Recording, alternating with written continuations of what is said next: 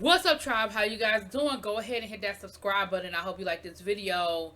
This is Growing Up Hip Hop Season 6 Episode 1.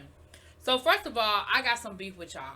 Y'all told me last season that Sam and Egypt wasn't coming back. They done tweeted about it. They posted it on their social media and all that good stuff. So how come the first thing I see at the beginning of the season is Sam in a damn thong?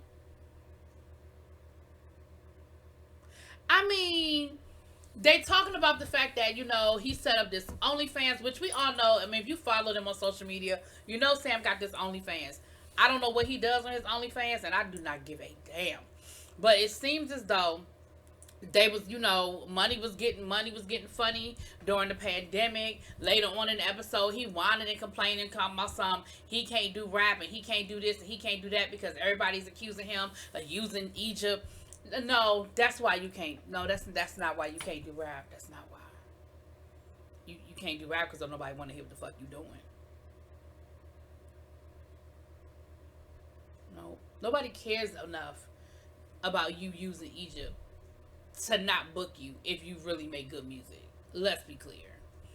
But I digress. So we have this whole scene with Sam and this white thong in the kitchen cooking and they videotaping, and then she done put whipped cream on him, and she was like it was her idea. So basically you pimping your man, which they said later on in the episode, and a part of me is here for it because I feel like you owe them this because, like, remember Pepper bought him a whole car so he could Uber.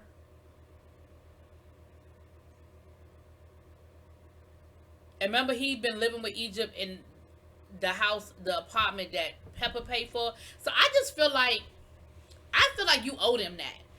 Here's my biggest problem with this whole OnlyFans situation with Sam. He said he making $3,500 a month. Like, that's a lot of money. First of all, I know people who ain't celebrity adjacent, because that's what you are, Sam. You are celebrity adjacent, who are making more than $3,500 a month in OnlyFans. So, I mean, in the grand scheme of things, it's just not a lot of money. That's really my only problem. If you said you was making $35,000 a month, I mean, if you was making $3,500 a week, but $3,500 a month.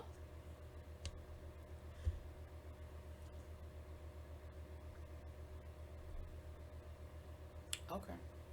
So Pep comes in, and Pep is like, because Egypt said that Pep is very supportive of the whole OnlyFans thing or whatever. But Pep walks in, and she trying to understand why Sam is in her kitchen, and they doing it. She's like, in my kitchen now? Like, I don't want you in my kitchen. Not in my kitchen. Now, Pep is in Egypt. I mean, is in Egypt, Lord. Pep is in Vegas. Egypt and Sam are living with her in Vegas because she said, I invited them to live with me because I got this big old house. No, you invited them to live with you because you was like, why am I paying your rent and paying my mortgage? So you might as well come and live with me. And that way, I don't have to worry about paying two separate bills. But that's my opinion. Now, Boogie comes through and they're planning like this party for Pep. Whatever. We got some new people on the show this season. We have Savannah.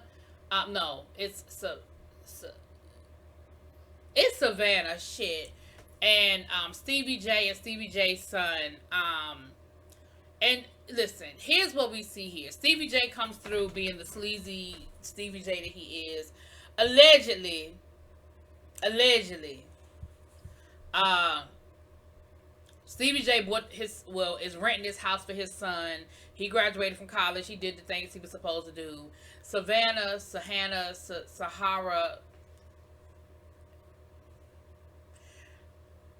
her and Stevie J done got into it. She was a little disrespectful to him. They got into an argument, and basically, she was like, well, I can leave. Like, I ain't got to live here and live by your rules. I can move out and do whatever I want to do. The problem is, she really don't have no steady job yet. She got steady money coming in, and don't nobody know where the money coming from, and she ain't really trying to tell nobody. I feel like this is one of those fake ass storylines that they gonna build up through the whole season, and we're gonna get halfway through the season and find out like she's secretly working at a medical lab at night because she got her, her master's degree and didn't tell nobody. Like, I don't know. But I don't think it's gonna be anything nefarious. I don't think it's gonna be anything illegal. I think it's gonna be some shit that, like I said, we just, they building it up to turn it into something that it just ain't. Um, but she is starting her own clothing line, and Stevie J was like, "Well, you need to find you something because the bank is closed. So you're gonna need to figure something out." And she was basically like for real, I'm not really tripping because I'm good. Like, my money good. You ain't got to worry about where the money coming from. Just know that the bills are paid, and it is what it is. I don't know. Like I said, I feel like they building up a whole lot. One thing we know that Stevie J knows how to do is reality TV. And I ain't mad at your hustle getting your kids on the show. And so you got to come up with something. Like I said, I feel like they're going to string us along the whole season. And we're going to get to like the last 2 or 3 episodes and find out it's some shit that we was like, for real. But I could be wrong. Prove me wrong. Prove me wrong, growing up hip hop. Prove me wrong. We catch up with JoJo and his wife and Vanessa that comes through. Vanessa looks good, honey. Remember last season, Vanessa was struggling with weight, and she said that, COVID, unlike the rest of our asses, COVID has been good for her. She said that basically the time that it took for them to slow down, her and well, she kept saying us, so I'm assuming she means her life partner, her boyfriend, that they did some self-searching and self-examination, and when when they kind of got some things cleansed out, they got their chakras aligned, she said the weight just sort of fell off. And so it sounds like the weight was stress. The weight might have been some other things she was dealing with. And so I'm happy for you, Vanessa, because you do look good, girl. You look good, girl. We find out some heartbreaking news. JoJo and his wife, Tanise, actually suffered a miscarriage. And at the beginning of COVID, and Vanessa was like, yeah, well, you guys told us y'all were pregnant. And then I would ask JoJo, and his answers were very evasive, and that basically let me know to just leave it alone. She was like, I went through a miscarriage, and I understand there's a process there. You don't want people to keep asking you, and so you kind of leave it there.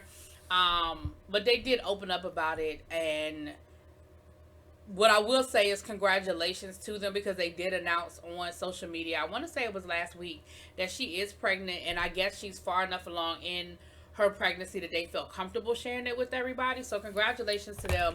I'm sorry for their loss. I know it's never an easy thing, and thank you for sharing it with us. Thank you for sharing that journey with us, because again, it's never an easy thing. And I say this all the time. I think movies will have us believe that a man and a woman has sex, she gets pregnant, it's a perfect pregnancy for 9 months, and then she has a perfect healthy baby, and it's just not that. It's not that simple for a lot of women.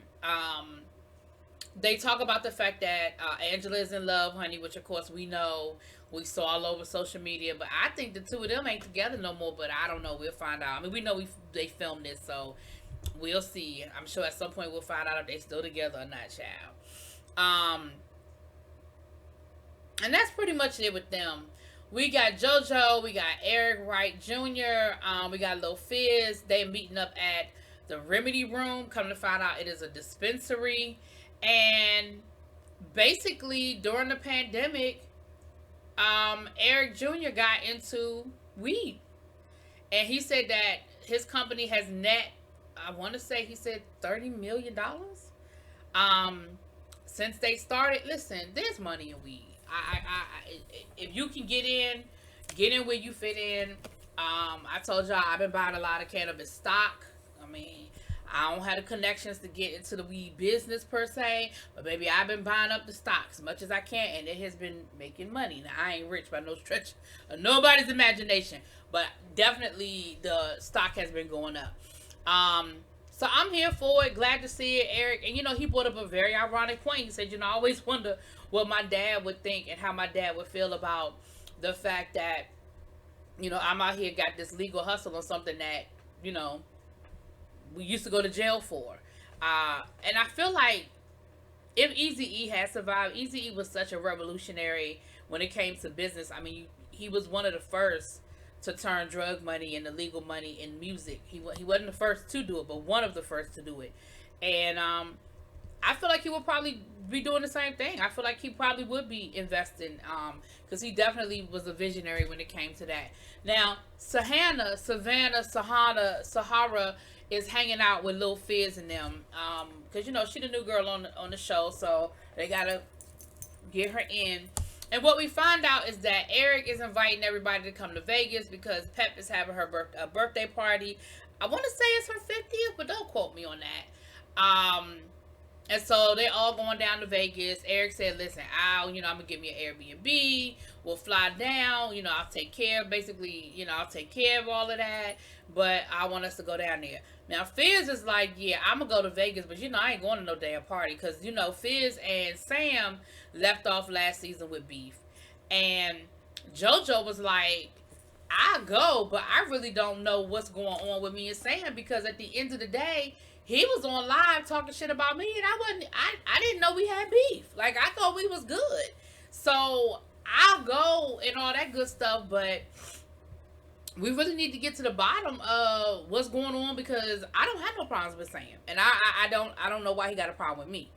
So, we got all that going on. Now, while that's going on the flip side, TT is planning her wedding.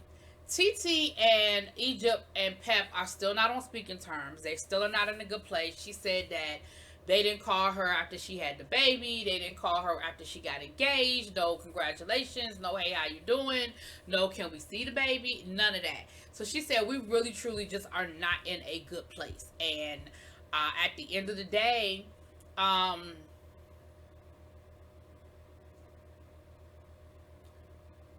she doesn't even want to invite them to the wedding. Now, her mother is not here for that. Her mother's like, listen, that's my sister. Like, I can't have all my sisters and my mama at your wedding and don't invite them. And TT was like, yeah, but you can. Because TT's thing is, listen, I'm tired of being the peacekeeper. I'm tired of trying to be the one that's always trying to save face. Like, I'm tired of being the one to do it. And I'm not. Like, I'm over it. And so she really is done with it. She was like, listen, I don't care nothing about what's going on with Egypt and Pep. I don't know nothing about Egypt's wedding. All I know is what I'm doing and what I'm focused on. And they weren't there for me. And they didn't seem to be giving a damn about me these last 2 years. So you know what? It is what it is. Fuck you. If it's fuck you, me, it's fuck you. You know what I mean? Like, that's kind of what it is. So, back in Vegas, the party is going. We got everybody coming through for the party. Now, Sam, listen, I can't stand Sam, y'all. Like, with a passion, I can't stand that boy. And when I say can't stand him, I don't know him personally. I can't stand the person that is on my screen. That's what I can't stand. So, he says that the reason why he got a problem with JoJo is because last season, JoJo said that if he had to choose between Sam and Fizz, Twixt, I've been calling that boy Fizz, Twixt, that if he had to choose, he would choose Twixt because he's known Twixt since he was a kid, and they're like, that's like his little brother in real life. So Sam says, I understand that you are from my like you're hip hop royalty, but so is Pep, so is Naughty by Nature, and so I'm part of this family, so you gonna respect me. Sam, first of all, you don't get respect for being celebrity adjacent. Let's be clear. The flunky don't get that, and that's what the fuck you are. You're the flunky, all right? Let's be clear. The flunky don't get that respect. You are dating Egypt. Hell, we barely know who the hell Egypt is. If it weren't for this show, none of us would know who the hell Egypt is. And that's no disrespect to Egypt. But what I'm saying is, it's not like Egypt is out here, you know, and has made a name for herself outside of growing up hip-hop and being Pep's daughter. She's definitely talented and she could, but she hasn't. Sir, you are her boyfriend. Y'all ain't married yet. I know y'all engaged and all that's cute, but y'all not even married yet. So, excuse me, what respect do you feel like JoJo owes you? Especially since, again, Twixt is somebody he has known his whole life. It's not like it's some random dude off the street and he's choosing Twixt over you. This is literally somebody that he grew up with, that he's known. Sir, I'm going to need you to go and take several seats. Go take several seats. So then JoJo was like, what, you know, him and JoJo ended up having a conversation and was like, so what do we have? What beef do we have? Well, before we got to that, they did have a whole conversation about his OnlyFans. And he's proud of it, and that's fine. I mean, you should be, like, you doing it. It's no big deal. But once again, you bragging about making $3,500 a month. Did I mention that Eric said he was making $30 million?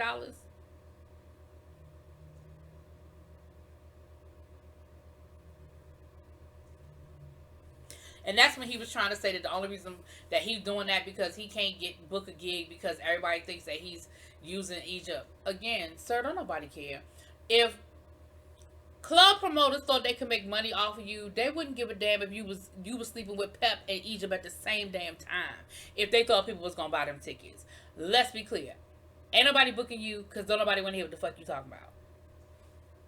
Just like ain't nobody getting your OnlyFans because the fact that okay, moving on. So him and JoJo end up getting into it because again, JoJo is trying to understand what the problem is, and he's trying to explain to Sam, sir, I don't have no beef with you. Well, not sir, but I don't have no beef with you. I'm just letting you know that if it come down to it, and I gotta choose where my loyalties lie. But let's be clear, I don't have no beef with you, and I don't want to necessarily choose nothing. So him and Sam end up getting into it. And you know, JoJo, when he gets in that zone, JoJo got a temper. And so JoJo started getting upset. They started arguing, going back and forth. And JoJo just left. He was like, you know what? Before I whoop this nigga ass, let me roll out. And so he ends up leaving, and just as he's leaving, Pep is coming down the steps, and she mad because she was like, what kind of party is this? Because everybody looking like they mad and shit. Well, they are. So that was the first episode. Listen, y'all let me know what y'all think. Looks like it's gonna be some foo-la-la going on this season. So y'all let me know what y'all think. Drop it in them comments. Peace.